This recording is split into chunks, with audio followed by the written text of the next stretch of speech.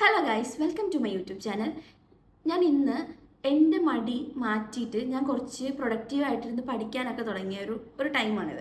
അപ്പോൾ ആ ഒരു ഫേസ് ഞാൻ എങ്ങനെയാണ്, ആ ഒരു മടി ഫേസ് ഞാൻ എങ്ങനെയാണ് ഓവർകം ചെയ്ത് ഇപ്പോൾ ഒരു പ്രൊഡക്റ്റീവായിട്ടുള്ള ഇതിൽ വന്നത് എന്നുള്ള കുറച്ച് ടിപ്സും കാര്യങ്ങളൊക്കെ ഞാൻ നിങ്ങൾക്ക് പറഞ്ഞുതരാം.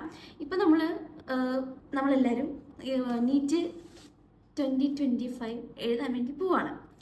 സോ നമുക്കറിയാം, ഒരുപാട് കഷ്ടപ്പെട്ടാൽ മാത്രമാണ് നമുക്ക് ആ ഒരു എക്സാം ക്രാക്ക് ചെയ്യാൻ വേണ്ടി പറ്റുള്ളൂ. ബിക്കോസ് അത്രയും കോമ്പറ്റേറ്റീവ് ആയിട്ടുള്ളൊരു എക്സാമാണ്.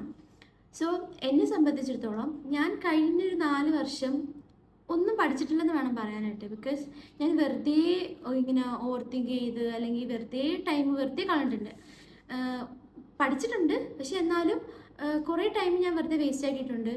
അപ്പം അതൊക്കെ കൊണ്ട് തന്നെ എനിക്ക് കഴിഞ്ഞ വട്ടമൊക്കെ ഭയങ്കരമായിട്ട് മാർക്ക് കുറഞ്ഞിട്ട് എനിക്ക് നീറ്റ് ക്രാക്ക് ചെയ്യാനായിട്ട് പറ്റിയിട്ടില്ല. സോ ഈ വട്ടം പക്ഷേ ഞാൻ എന്നോട് തന്നെ പറഞ്ഞിട്ടുള്ള കാര്യമാണ്, ഇത് നിൻ്റെ ലാസ്റ്റാണ്. ഈ ഒരു എക്സാം കഴിഞ്ഞ് പിന്നെ നീ നീറ്റ് എന്ന് പറഞ്ഞൊരു കാര്യത്തിന് വേണ്ടിയിട്ട് നിൽക്കരുതെന്ന്. ബിക്കോസ് 22 ഇയേഴ്സ് ആയി ഗൈസ്. ഇനി ഞാൻ ഈ ഒരു ഇതിന് വേണ്ടിയിട്ട് നിന്ന് കഴിഞ്ഞാൽ വർഷങ്ങളിങ്ങനെ പോവാണ്, വയസ്സിങ്ങനെ കൂടിക്കൂടി വരികയാണ്. സോ ശരിയാകത്തില്ല. സോ ഞാനൊന്ന് ചേഞ്ച് ആവാൻ വേണ്ടിയിട്ട് തീരുമാനിച്ചു. അപ്പം ഞാൻ ചെയ്ത കുറച്ച് കാര്യങ്ങളുണ്ട്. ഞാൻ എൻ്റെ ഒരു മടി അല്ലെങ്കിൽ എൻ്റെ ഒരു സ്ക്രീൻ ടൈം കുറയ്ക്കാനായിട്ടും പിന്നെ സോഷ്യൽ മീഡിയയിൽ നിന്ന് കുറച്ചൊന്ന് ഉൾവലിൽ നിൽക്കാനായിട്ടൊക്കെ ഞാൻ ചെയ്ത കുറച്ച് കാര്യങ്ങളുണ്ട്. അതൊക്കെ ഞാൻ നിങ്ങൾക്ക് വേണ്ടിയിട്ട് പറഞ്ഞുതരാം. ഫസ്റ്റ് വേണമെന്ന് പറയുന്നത്, നിങ്ങൾക്കായിട്ടൊരു ടൈം ടേബിൾ സെറ്റ് ചെയ്യാന്ന് പറയുന്നതാണ്. ബിക്കോസ് വേറൊരാൾ, ഇപ്പം ഞാൻ തന്നെ നിങ്ങൾക്ക് ഒരു ടൈം ടേബിൾ സെറ്റ് ചെയ്ത് തരുവാണെന്നുണ്ടെങ്കിൽ അത് നിങ്ങൾക്ക് ഫോളോ ചെയ്യാൻ കുറച്ച് ബുദ്ധിമുട്ടായിരിക്കും. ബിക്കോസ് എൻ്റെ ഒരു ഇതായിരിക്കില്ല നിങ്ങൾ പഠിക്കുന്നത്. അപ്പം നിങ്ങൾക്കായിട്ടൊരു ടൈം ടേബിൾ സെറ്റ് ചെയ്യുക എന്നുള്ളതാണ് ഫസ്റ്റ് വണ്. രണ്ടാമത്തെ കാര്യം എന്ന് പറയുന്നത്, ആ ടൈം ടേബിൾ നിങ്ങൾ കറക്റ്റായിട്ട് ഫോളോ ചെയ്യുക എന്നുള്ളതാണ്. പിന്നെ നിങ്ങൾ ഫുൾ ടൈം ഇപ്പോൾ 24 മണിക്കൂർ ഇരുന്ന് പഠിക്കുക എന്നുള്ളതല്ല. അതിനകത്തൊരു 2 മണിക്കൂർ അല്ലെങ്കിൽ ഒരു മണിക്കൂർ നിങ്ങൾക്ക് എക്സസൈസിനോ അല്ലെങ്കിൽ നിങ്ങളുടെ എന്തെങ്കിലും സ്കിൻ കെയറോ ഹെയർ കെയറോ എന്തെങ്കിലും നിങ്ങളെ കെയർ ചെയ്യുന്നൊരു കാര്യത്തിനും കൂടെ നിങ്ങൾ ടൈം കണ്ടെത്തുമെന്നുണ്ടെങ്കിൽ അത് കുറച്ചും കൂടെ നിങ്ങളെ കുറച്ചും കൂടെ ഒന്ന് സ്നേഹിക്കാനായിട്ട് സഹായിക്കും. Third one is stop scrolling. നിങ്ങൾ ഈ ഒരു 5 മിനിറ്റത്തേക്കെന്നും പറഞ്ഞിട്ട് ഫോൺ എടുക്കും, ഇൻസ്റ്റാഗ്രാം തുറക്കും, റീൽസ് കാണും. റീൽസ് ഇങ്ങനെ തോണ്ടിയിരിക്കും. പിന്നെ അത് അരമണിക്കൂറാകും, 1 മണിക്കൂറാകും, 2 മണിക്കൂറാകും, 3 മണിക്കൂറാകും. നമ്മളത് അറിയ പോലുമില്ല. സോ നിങ്ങൾ പഠിക്കാനായിട്ട് സ്റ്റാർട്ട് ചെയ്താൽ, അല്ലെങ്കിൽ നിങ്ങൾക്ക് ഡോക്ടർ ആവണം, അല്ലെങ്കിൽ ഡോക്ടർ എന്നല്ല, നീറ്റ് എന്നല്ല, എന്തൊരു എക്സാം അല്ലെങ്കിൽ നിങ്ങൾക്കൊരു കരിയറിലൊരു സക്സസ്ഫുൾ ആയിട്ടുള്ളൊരു ഇത് എത്തണം എന്നുണ്ടെങ്കിൽ നിങ്ങൾ ആദ്യം ചെയ്യേണ്ട ഒരു കാര്യം എന്ന് പറയുന്നത് നിങ്ങളുടെ സോഷ്യൽ മീഡിയാസ് മാറ്റുക എന്നുള്ളതാണ്. ഇപ്പം യൂട്യൂബ്, ഇൻസ്റ്റഗ്രാം, അങ്ങനെയുള്ള എല്ലാ ഇതിൽ നിന്നും നിങ്ങളൊന്ന് കുറച്ച് നാളത്തേക്ക്, നിങ്ങളുടെ ആ എക്സാം കഴിയുന്നവരേക്കെങ്കിലും ഒന്ന് മാറി നിൽക്കുക എന്നുണ്ടെങ്കിൽ നിങ്ങളുടെ ലൈഫിൽ നിങ്ങൾക്ക് ഒരുപാട് ചേഞ്ചസ് നിങ്ങൾക്ക് അറിയാൻ പറ്റും ശരിക്കും. And fourth one is don't over think. നിങ്ങൾ ക്ലാസ് കണ്ടുകൊണ്ടിരിക്കുന്ന ടൈമിൽ നിങ്ങളുടെ മൈൻഡിൽ വേറെ എന്തെങ്കിലും ആയിരിക്കും. അപ്പം അതിങ്ങനെ ചിന്തിച്ച് നിങ്ങൾ വേറൊരു ലോകത്തേക്കായിരിക്കും പോകുന്നത്. അത് അപ്പം ഈ ക്ലാസ് അവിടെ നിന്ന് കണ്ടുകൊണ്ടിരിക്കുകയാണ്, അതിങ്ങനെ ഓടി പോയിക്കൊണ്ടിരിക്കും. പക്ഷേ നമ്മൾ നമ്മൾ വേറെ ലോകത്താണ്. അപ്പോൾ നമ്മളത് ശ്രദ്ധിക്കുക പോലും ഇല്ല. സോ നിങ്ങൾ ഓവർ തിങ്ക് ചെയ്യാതിരിക്കുക. നിങ്ങൾക്ക് കിട്ടുമോ കിട്ടാതിരിക്കുമോ അത് രണ്ടാമത്തെ കാര്യമാണ്. ഞങ്ങളുടെ അനന്ത് സാർ എപ്പോഴും പറയുന്നൊരു കാര്യമാണ്, നമ്മൾ എന്തോരം ഇൻപുട്ട് കൊടുക്കുന്നോ അതിലാണ് കാര്യം. നമുക്ക് ഔട്ട്പുട്ട് എന്തോ ആയിക്കോട്ടെ, പക്ഷെ നമ്മൾ ഇൻപുട്ട് കൊടുത്തിട്ട് നമുക്ക് ഔട്ട്പുട്ട് കിട്ടിയില്ല എന്നുണ്ടെങ്കിൽ നമുക്കൊരു റിഗ്രറ്റ് വരില്ല. പക്ഷെ നമ്മൾ കൊടുക്കാതെ ഒരു സാധനം നമുക്ക് കിട്ടുകയെന്ന് പറഞ്ഞാൽ അത് കിട്ടൂലല്ലോ. സോ നിങ്ങൾ ഓവർ തിങ്ക് ചെയ്യാതെ നിങ്ങൾക്ക് പറ്റും എന്നുള്ളൊരു കാര്യം നിങ്ങളുടെ മനസ്സിൽ വിചാരിച്ച് വെച്ചിട്ട് വേണം നിങ്ങൾ എന്ത് കാര്യവും തുടങ്ങാനായിട്ട്. ഫിഫ്ത്ത് വൺ ഇസ്, നിങ്ങൾക്ക് ഒരുപാടങ്ങ് മടി വരുമ്പം നിങ്ങളൊരു കാര്യം ചിന്തിക്കുക, നിങ്ങൾ എന്തിനാണ് സ്റ്റാർട്ട് ചെയ്തത്. അത് ചിന്തിക്കുമ്പോൾ തന്നെ നിങ്ങൾക്കൊരു ആൻസർ കിട്ടും. ആ ആൻസറിൽ ഉണ്ട് ബാക്കി എല്ലാ കാര്യങ്ങളും. അപ്പോൾ പിന്നെ നിങ്ങൾക്ക് വേറെ മടി പിടിച്ചിരിക്കാനൊന്നും തോന്നില്ല. അപ്പോൾ തന്നെ നമുക്ക് എണീച്ച് നമുക്ക് പഠിക്കാനായിട്ടും നമുക്ക് കുറച്ചും കൂടെ എനർജറ്റിക്കായിട്ട് പഠിക്കാനും ബാക്കി കാര്യങ്ങളൊക്കെ ചെയ്യാനുള്ള ഒരു ഇത് കിട്ടും. സിക്സ്ത് വൺ ഇസ്, നമ്മൾ പഠിക്കുന്ന ടൈമിൽ നമുക്കിപ്പോൾ ഒരു ചാപ്റ്റർ ഭയങ്കര ലോങ് ആയിട്ടുള്ളൊരു ചാപ്റ്റർ എന്ന് വിചാരിച്ചോ. ആ ചാപ്റ്റർ ഒരു ചെറിയ പോർഷൻസ് ആയിട്ട് നിങ്ങൾ പഠിക്കുകയാണെന്നുണ്ടെങ്കിൽ അത് കുറച്ചും കൂടെ നിങ്ങൾക്ക് ഹെൽപ്ഫുൾ ആയിരിക്കും പഠിക്കാനായിട്ട്. അപ്പം നമ്മൾ വിചാരിക്കും ഇത്രയല്ലേ ഉള്ളൂ, ഇത്ര പെട്ടെന്ന് പഠിക്കാമല്ലോ, അങ്ങനെ പെട്ടെന്ന് പഠിക്കും. അപ്പോൾ അടുത്ത കുറച്ച് പോർഷനേ ഉള്ളൂ, അപ്പോൾ അത് പെട്ടെന്ന് പഠിക്കും. അങ്ങനെ അങ്ങനെ കുറച്ചായിട്ട് പഠിക്കുമ്പോഴത്തേക്ക് ആ ഒരു ചാപ്റ്റർ തീർന്നു. അപ്പം അങ്ങനെ ഒരു വലിയ ചാപ്റ്ററിനെ കുഞ്ഞു പോർഷൻസ് ആയിട്ട് നിങ്ങൾ പഠിക്കുകയെന്നുണ്ടെങ്കിൽ അത് നിങ്ങൾക്ക് കുറച്ചും കൂടെ നല്ല ഹെൽപ്ഫുൾ ആയിരിക്കും. 7th വൺ നിങ്ങൾ ഭയങ്കരമായിട്ട് ടെൻസ്ഡ് ആയിട്ട് ഇപ്പം രാവിലെ തൊട്ട് വൈകിട്ട് വരെ പഠിച്ചിട്ട് ഒരു കുറേ നേരം ഇരുന്ന് പഠിച്ച് കഴിഞ്ഞിട്ട് കുറച്ച് ഭയങ്കര ടെൻഷനായിട്ട് ഭയങ്കര എന്താ തലവേദനയൊക്കെ എടുത്തിട്ട് ഇങ്ങനെ ഇരിക്കുമ്പോഴത്തേക്കും ഭയങ്കര കാമായിട്ടുള്ള ഭയങ്കര സൂത്തിങ് ആയിട്ടുള്ള മ്യൂസിക്കൊക്കെ കേൾക്കുകയാണെങ്കിൽ കുറച്ചും കൂടെ ഇതായിരിക്കും. പക്ഷെ എന്നും പറഞ്ഞ് ഇങ്ങനെ കേട്ടോണ്ടേ ഇരിക്കാമെന്നല്ല, ഒരു 10 മിനിറ്റ് അല്ലെങ്കിൽ ഒരു 15 മിനിറ്റ് അതൊക്കെ കേൾക്കുന്നതുകൊണ്ട് വലിയ കുഴപ്പമൊന്നുമില്ല. ഇനി ഞാൻ പറയാൻ പോകുന്ന കാര്യം എന്ന് പറയുന്നത്, നമ്മൾ പഠിക്കാൻ നേരത്ത് നമ്മുടെ ബ്രെയിനിന് ബാക്കി എല്ലാ കാര്യങ്ങളും ഇപ്പോൾ നമ്മളൊരു സിനിമ കാണാൻ വിചാരിച്ചോ, അപ്പം ബ്രെയിൻ എന്തായാലും എൻ്റർടൈൻമെൻറ്റാണ്. അപ്പോൾ ബ്രെയിൻ ഓക്കെ സിനിമ കാണുന്നത് അപ്പോൾ ഒരു ത്രില്ലിൽ അങ്ങനെ ഇരിക്കും. പക്ഷെ പഠിക്കാനായിട്ട് മിക്കപ്പോഴും എല്ലാവരുടെയും ബ്രെയിൻ അങ്ങനെ ആയിരിക്കും, ഭയങ്കര പഠിക്കുവാണെന്നുള്ളൊരു ഇതായിരിക്കും ഉള്ളത്.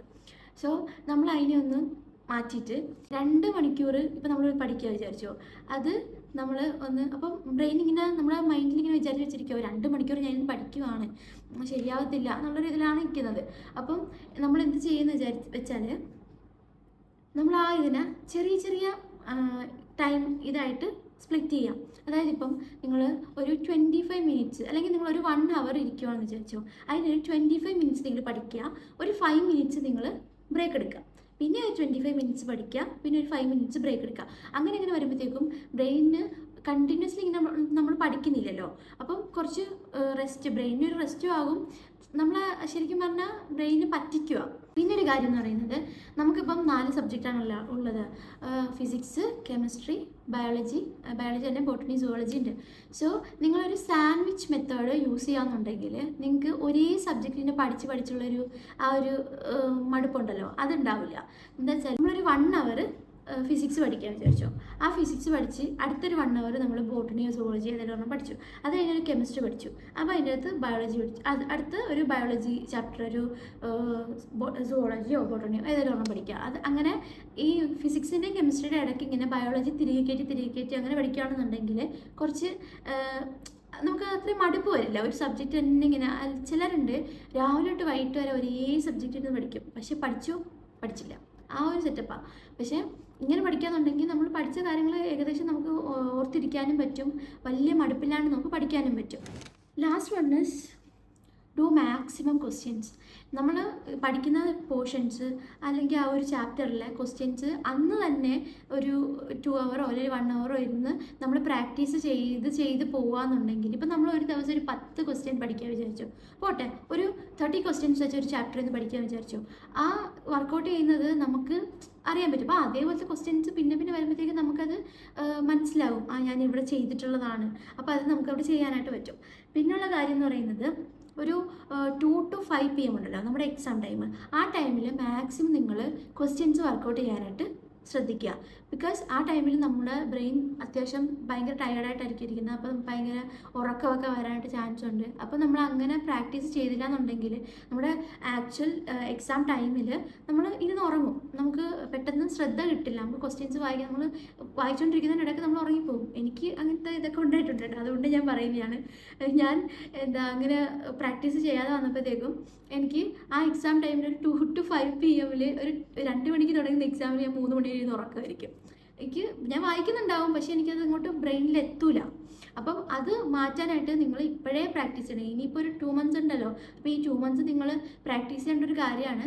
2 to 5 PM നിങ്ങൾ എങ്ങനെ പോയാലും ഒന്നെങ്കിൽ എക്സാം അറ്റൻഡ് ചെയ്യുക, എന്തെങ്കിലും ഒരു ഓൺലൈൻ എക്സാമോ അല്ലെങ്കിൽ മോക്ക് എക്സാമോ എന്തെങ്കിലും ഒന്ന് അറ്റൻഡ് ചെയ്യുക. അല്ലാന്നുണ്ടെങ്കിൽ നിങ്ങൾ ആ 2 to 5 PM നിങ്ങൾ ഫുള്ള് ക്വസ്റ്റ്യൻസ് വർക്കൗട്ട് ചെയ്യാനായിട്ട് ശ്രദ്ധിക്കാം.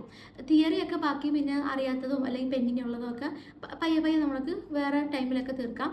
പക്ഷേ 2 to 5 PM നിങ്ങൾ മസ്റ്റായിട്ടും ആ ക്വസ്റ്റ്യൻസ് വർക്കൗട്ട് ചെയ്യുക. അത് നിങ്ങൾക്ക് കുറച്ചും കൂടെ എക്സാമിന് ഹെൽപ്ഫുൾ ആയിരിക്കും. ഇനി പറയുന്നത് നമ്മൾ എങ്ങനെ നമ്മുടെ മിസ്റ്റേക്സിനെ മാറ്റും എന്നുള്ളതാണ്.